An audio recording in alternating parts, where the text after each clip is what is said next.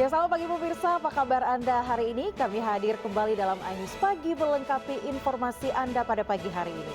Dan selain 3 berita utama tadi, kami juga telah menyiapkan sejumlah informasi menarik lainnya. Saya Brema Natenaya. Dan saya Yanufus, inilah iNews Pagi selengkapnya.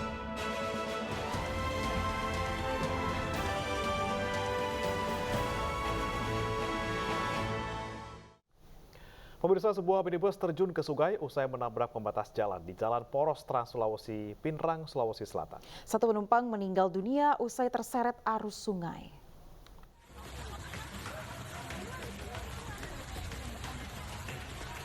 Warga berusaha mengevakuasi sebuah minibus yang terjun ke sungai di Jalan Poros Trans Sulawesi, Pinrang, Sulawesi Selatan. Satu penumpang ditemukan tewas sempat terseret arus sungai sejauh 3 km. Minibus jatuh ke sungai setelah menabrak pembatas jalan saat melaju dari kota Makassar menuju Kabupaten Mamasa. Jadi korban terseret ini dari lokasi titik kejadian ini sejauh kurang lebih 3 km. Karena penemuannya ditemukan di lokasinya jaraknya itu kurang lebih 3 km.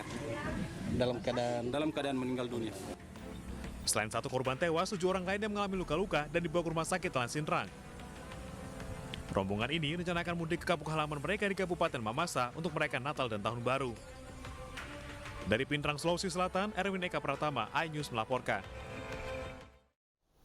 Ya pemirsa, sepasang suami istri terjebak di dalam mobil yang terjebur ke laut saat hendak memasuki kapal feri di Pelabuhan Merak, Banten. Evakuasi korban pun berlangsung dramatis dan menyedot perhatian para penumpang lain.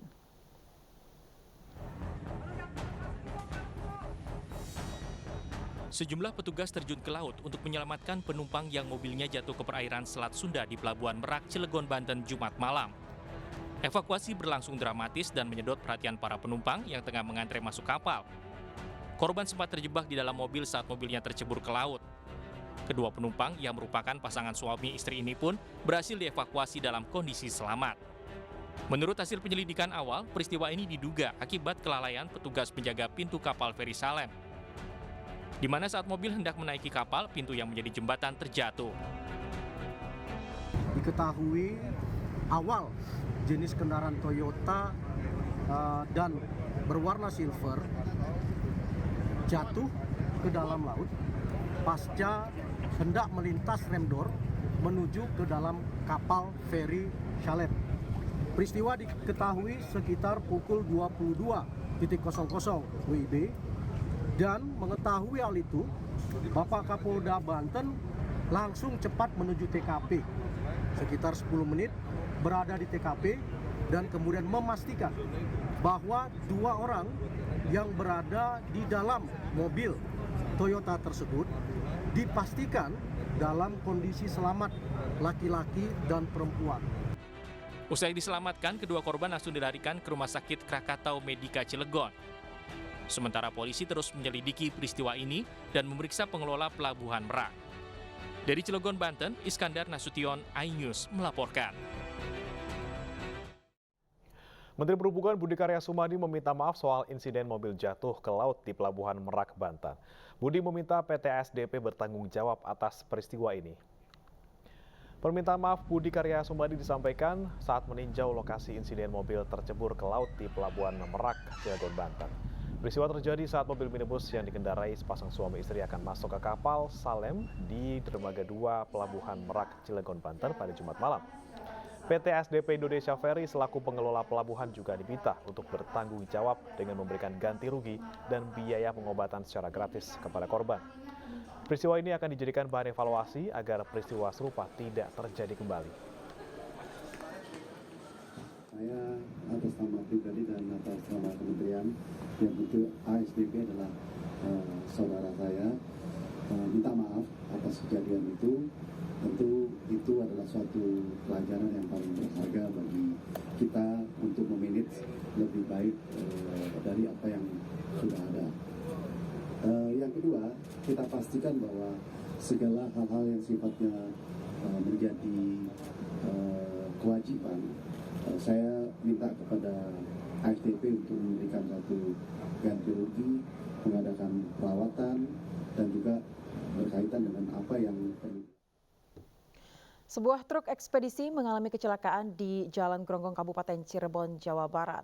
Truk yang melaju pemirsa dari Kuningan menuju Cirebon menghantam minibus dari arah berlawanan hingga membuat pengemudi minibus tewas.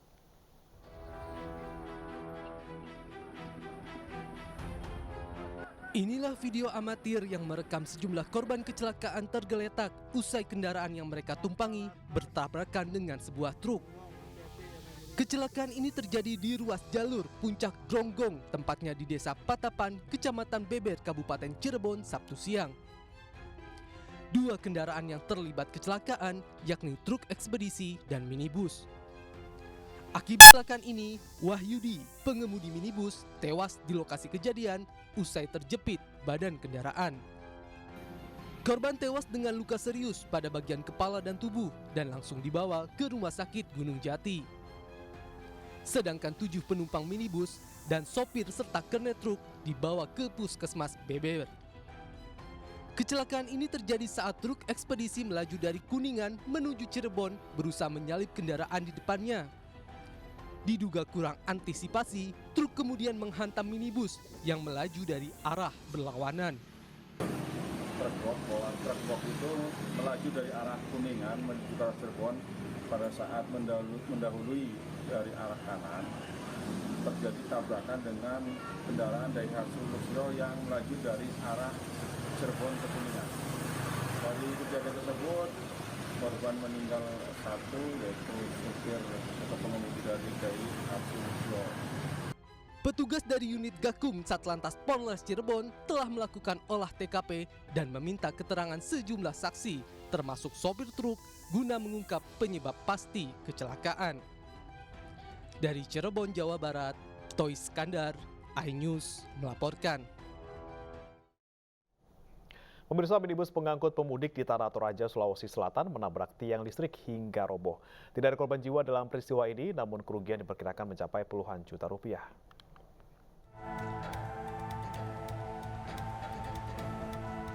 Tiang penyangga kabel listrik di Jalan Trans Sulawesi, Poros Rantepao Makale, roboh ditabrak minibus. Akibatnya, tiang listrik tersebut menimpa minibus lainnya saat sedang melintas. Diduga peristiwa ini terjadi karena sopir minibus yang menabrak tiang listrik mengantuk dan hilang kendali. Menghantui hal itu, petugas langsung ke lokasi kejadian dan segera mengevakuasi tiang listrik.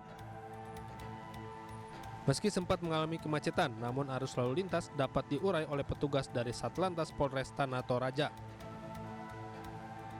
Diketahui tidak ada korban jiwa dalam kejadian tersebut, namun kedua kendaraan minibus mengalami kerusakan di bagian kap depan dan kap atas minibus.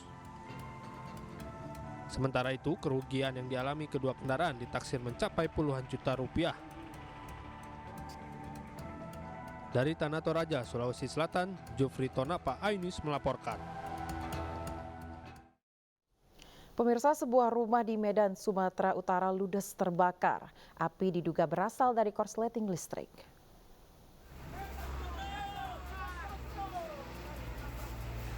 Satu unit rumah permanen di Jalan Rawa Cangkup 3, Kelurahan Tegal, Sari Mandala 3, Kecamatan Medan Denai, Sabtu dini hari ludes terbakar. 5 unit mobil pemadam kebakaran milik pemerintah Kota Medan turun ke lokasi untuk memadamkan api. Tak banyak barang-barang berharga yang bisa diselamatkan pemilik rumah, karena api dengan cepatnya menjalar hingga membakar seisi rumah yang juga dijadikan sebagai tempat jualan tersebut.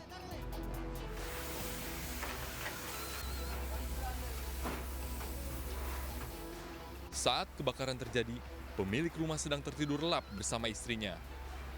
Beruntung warga yang melihat langsung membangunkan mereka hingga pemilik rumah selamat. Setelah 1 jam berjibaku dengan api, petugas akhirnya berhasil memadamkan api yang diduga pemicunya adalah korsleting listrik tersebut. Kebakaran ini kita masih dalam penyelidikan. Jam 1.23 tadi ada informasi ada kebakaran. Jadi pertama kita arahkan itu dari wilayah yang terdekat, itu dari Amplas 20. Yang dari Amplas ada 30 armada kita menuju ke APM. Selain barang-barang berharga lainnya, 1 unit sepeda motor juga ikut terbakar. Meski tidak ada korban jiwa, namun pemilik rumah mengalami kerugian ratusan juta rupiah. Dari Medan, Said Ilham, iNews melaporkan. 3 orang warga yang tertimbun longsor di Goa, Sulawesi Selatan ditemukan meninggal dunia. Longsor juga menutup jalur Trans Sulawesi di sejumlah titik dan merusak rumah warga.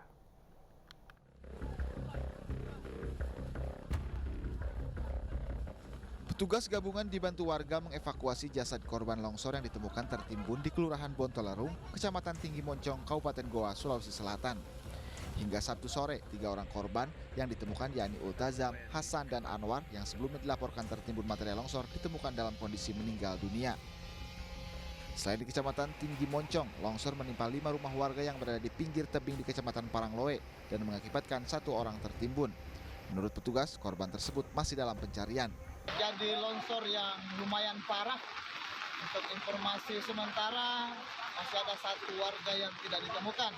Jadi saya himbau kepada seluruh warga masyarakat yang ingin melintas ke Malino untuk mengurungkan niatnya atau sementara putar balik. Sebelumnya longsor terjadi di beberapa titik di 2 kecamatan di Kabupaten Goa dan mengakibatkan belasan rumah warga rusak. Material longsor juga menutup jalur Trans Sulawesi di sejumlah titik. Petugas dibantu warga masih berupaya menyingkirkan material longsor agar jalan bisa dilalui kendaraan. Dari Kabupaten Goa, Sulawesi Selatan, Bugma, iNews melaporkan. Ya pemirsa, angin kencang dan hujan deras terjadi di 2 kecamatan di Kabupaten Probolinggo. Akibat cuaca buruk tersebut banyak rumah rusak dan pohon roboh, bahkan kapal motor terhempas ombak.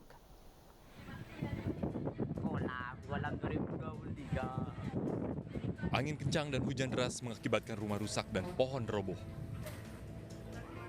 Angin kencang juga menyebabkan kapal motor terhempas ombak. Ombak besar dan angin kencang terjadi di 2 kecamatan di Kabupaten Probolinggo. 2 kecamatan tersebut adalah Kecamatan Paiton dan Kecamatan Sumberasih. Untuk di Kecamatan Sumberasih terjadi di Pulau Gili Ketapang, berdampak pada 12 rumah dan 3 kapal motor rusak akibat diterjang ombak besar. Sedangkan di Kecamatan Paiton terjadi di Desa Sumber Anyar, Desa Sukodadi, dan Desa Binor. Ada belasan pohon roboh dan 6 rumah rusak diterjang cuaca buruk. Jadi ada beberapa memang yang pohon roboh, kemudian warung yang rusak, atapnya rusak, ayam penyedih. Tidak ada korban jiwa dalam kejadian ini karena warga terdampak berhasil menyelamatkan diri saat angin